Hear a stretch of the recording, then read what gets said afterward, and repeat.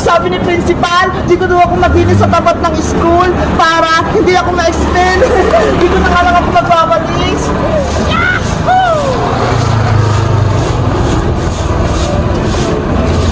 Ay aba, si Bebang, naglilinis na sa labas ng school. Buti nga sa'yo, binigyan ka ng punishment.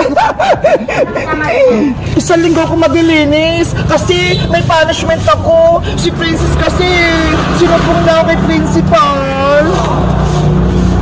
May naisip ako, para hindi matapos si Bebang sa paglilinis niya, magkakalat ako ng mga dahon.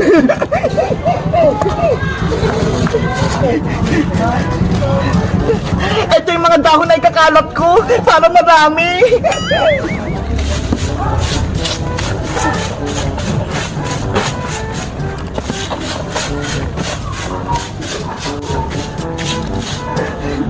Ayan na! Nalinis ko na to lahat! Ipapacheck ko na to kay principal!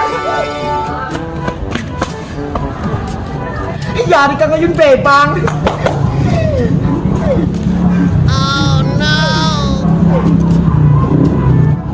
Hala! Bakit may kalat na naman doon? Wala na yun kanina ha! Kapag nakita ni principal na madumi itong labas ng school namin, ma-explain na si Bebang. Ano ba yan? Magwawalis na naman ako.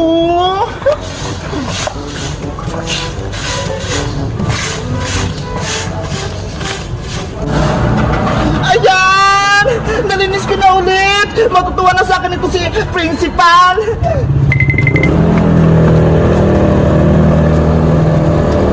Magkakalat pa ako para mahirapan si Bebang!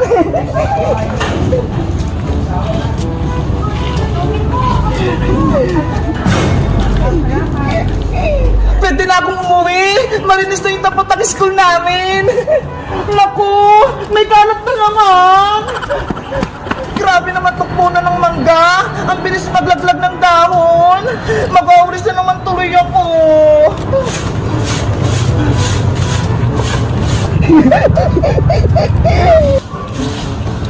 Unang araw pala na paglilinis ko dito sa school, pagod na ako. Ang daming kalat.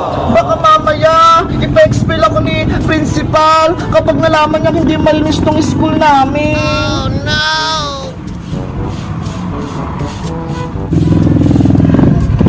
Ayan! Nalinis ko na lahat! Ipapacheck ko na kay principal para makita niya.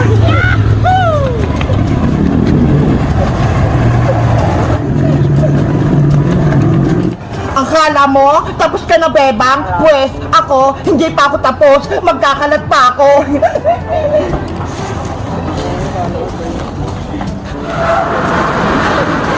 Oh, no!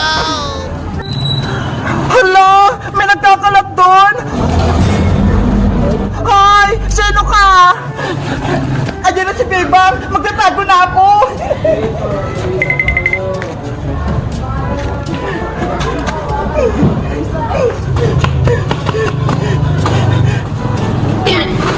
Sino nagkakalat? Kanina pa ako naglinis dito eh. Napapagod na ako. Ayos, hindi ako nakita. Ano ba yan? Ang dami na namang kalat. Guys, alam nyo ba kung sino nagkakalat dito sa nililinisan ko? Para may subo kayo principal, mag-comment lang kayo. Bye-bye!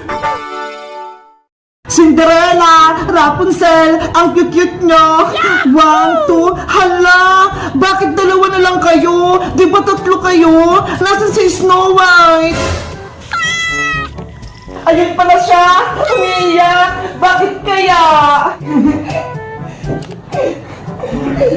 Naku! Napupo pala siya sa pinggan! Kaya pala siya umiiyak! Ang baho! Wait lang ha! Kukuha na ako ng pamunas para linisin yung tayo mo para hindi rin magalit si nanay! A few moments later. Bebang! May merienda ba tayo? Ay, ayun! Mukhang may chocolate sa pinggan! Siguro, tirayin ni Bebang! Kakainin ko nga! Oh, no!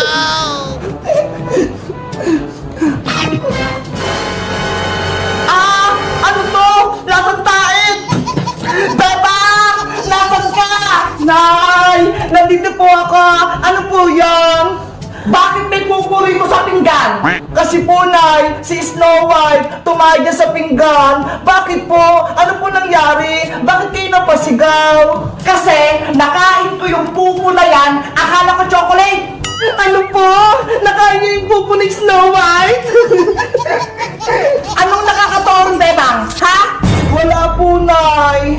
Naiinis ako sa maliit na pusa na yan. Bebang, iligaw mo sila. Dapat wala na sila dito sa bahay, ha? Ililigaw sila? Bakit po, Nay? Alaga ko sila eh.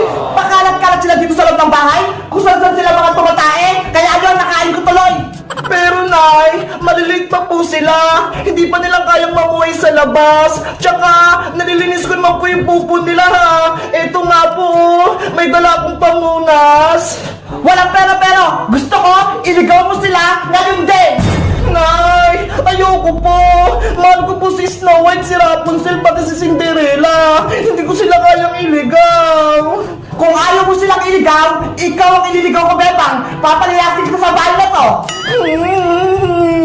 Nanay naman eh! Huwag mo akong iyakan, Bebang! Bilisan mo na! Iligaw mo na sila! Ayoko makikita sila dito sa bahay! Opo!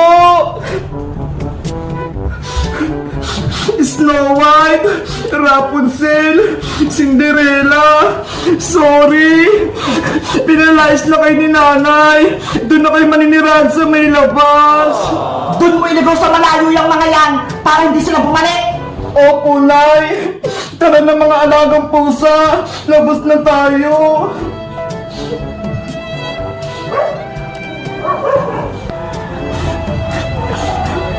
Saan ko kaya sila ilalagay? Kawawa naman sila. Maliliit pa. Bebang!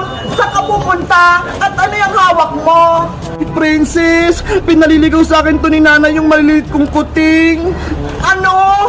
Bakit? Kawawa naman sila. Di ba anak niya ni Shadow? Kasi si Nanay, nakain niya yung tayo ni Snow White. Kaya yun, nagalit siya. Si Aling Sitang, nakakain ng pupo ng pusa. Ew! Kadiri! Huwag kang tumawa, Princess. Baka marinig ka ni Nanay. Lalo pa siyang magalit. Nakakatawa kasi Bebang eh. Sa tingin mo, Princess, saan ko to ilalagay yung mga pusa ko? Ayaw ko silang mawala eh.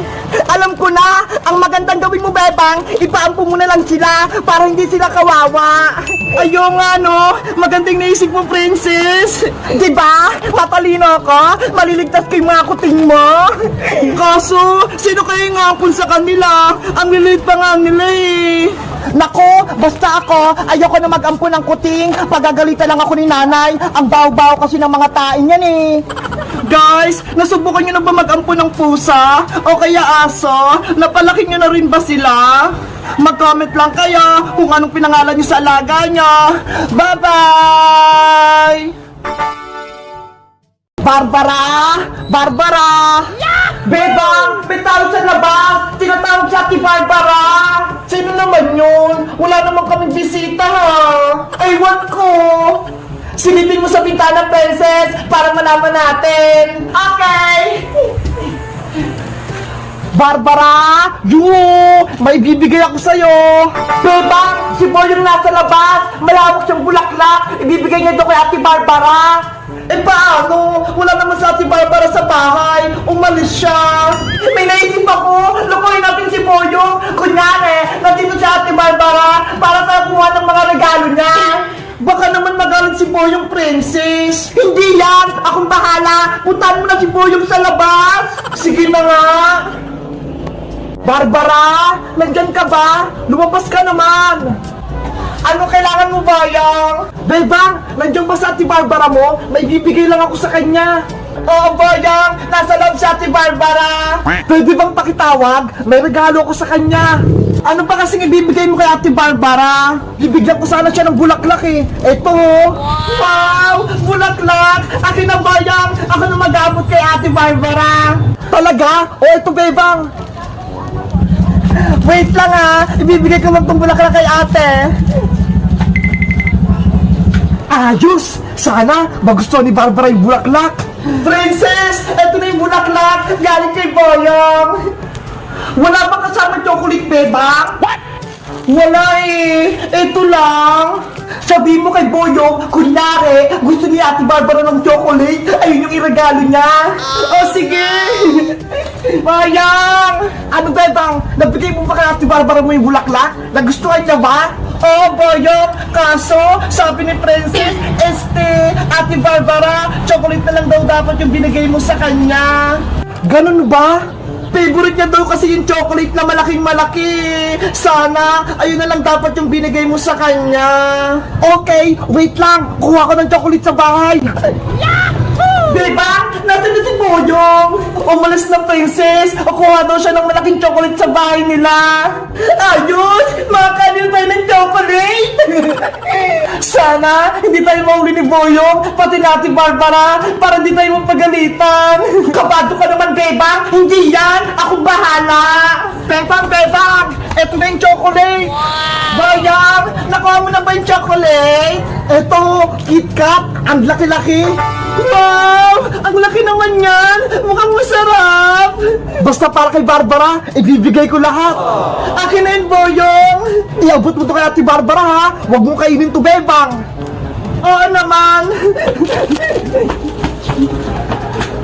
Nasaan na yung chocolate, Bebang? Ito, oh! Ang laki! Oh! KitKat! Ano gagawin natin sa chocolate na to, Princess? Bibigay ba natin to kay Ate Barbara? Wala naman sa Ate Barbara eh! Kaya tayo na lang yung kakain! Sige! Bubuksan ko na to!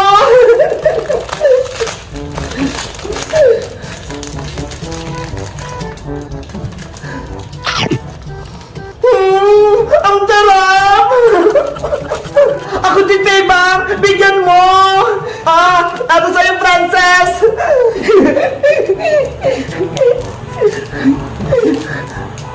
Wow! Ang sarap! Ang bait naman ni Boyong! Naragaluhan niya sa Ate Barbara ng chocolate! Hindi niya alam! Tayo lang yung kumakain! Bebang! Naibigay mo na ba yung chocolate kay Ate Barbara? Bayang! Naibigay ko ng chocolate! Ang sarap-sarap! Tanungin mo nga kung ano pang gusto niya, ibibigay ko para sa kanya! Bebang! Sabihin mo, sabihin sa malaking ibigay niya! Oo nga no! Nauuna rin kasi ako eh! Bayang! Soft drinks daw na malaki! Yung 1.5 na Coke! Okay, bibili lang ako sa tindahan! Ang galing natin, Bebang! Nauto natin si Boyong! Bebang! Eto na yung Coke para kay Ate Barbara! Akin na yan, Bayang! Malamig to para hindi uminit yung ulo na Ate Barbara! Wow! Ang laki! Princess! Eto na yung soft drinks! Inumin na natin! Eto, Bebang! May mga baso na ako!